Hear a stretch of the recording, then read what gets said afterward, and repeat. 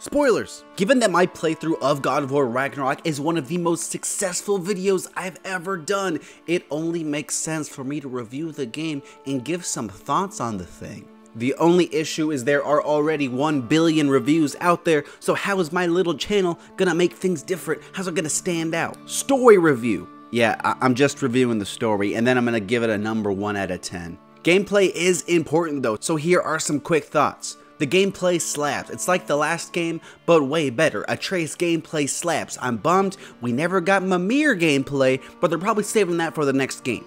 The spear is insane, so much fun, everything's fun, very fun, yay, good job. Alright, let's talk about the story. God of War Ragnarok had to fill a lot of shoes with its story. It had to answer the questions from 2018, it had to wrap up the whole Norse saga, it had to pull off Thor and Odin, and it had to keep Kratos and Atreus interesting by giving them new and interesting arcs. Did they pull it off?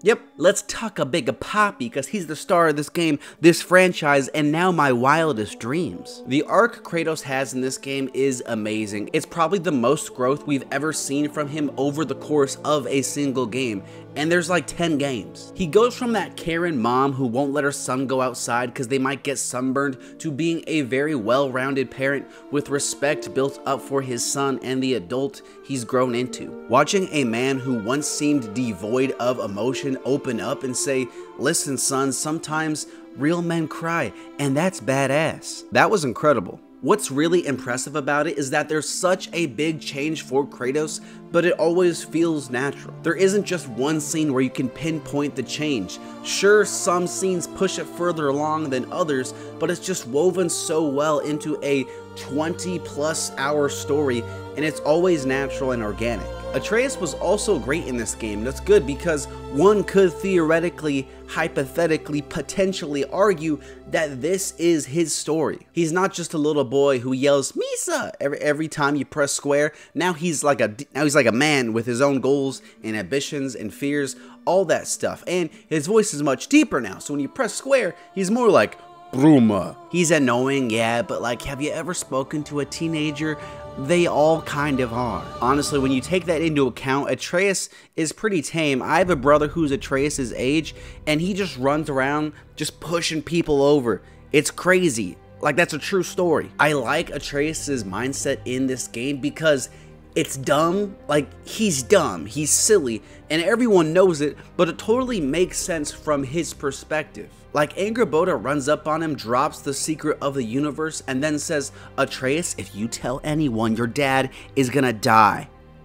Okay, bye. But let's talk Brock and Sindri. Holy shit, they were incredible. They were the funny characters in the first game who were small in both importance and stature, but in this game, they're huge in importance, but still small in stature. They both get so much development, and they deserve to be talked about as much as any other side character in any game ever. The fact that they put so much emotional weight behind these guys was great, and I thought it was executed perfectly. Brock is one of the most important characters in the game, and I love how they ended Sindri's character. It really hammers home this point that war sucks, and yeah, you might get the outcome you want.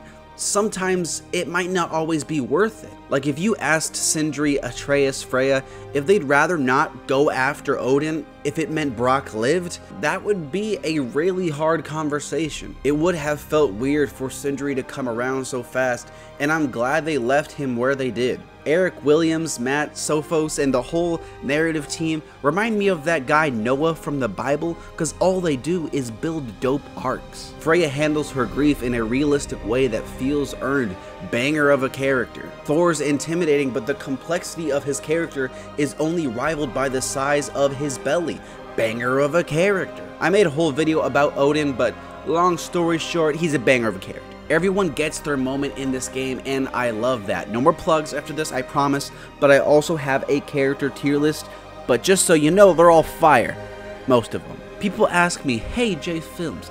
Okay, I lied. Nobody asked me that. I asked myself in the mirror, "Hey, J Films, is the story better than the first one?" And to be honest, I'm not sure. Something the first game has that this one doesn't is a more clear and focused story. Mom is dead. Now we must take her ashes to the tallest mountain.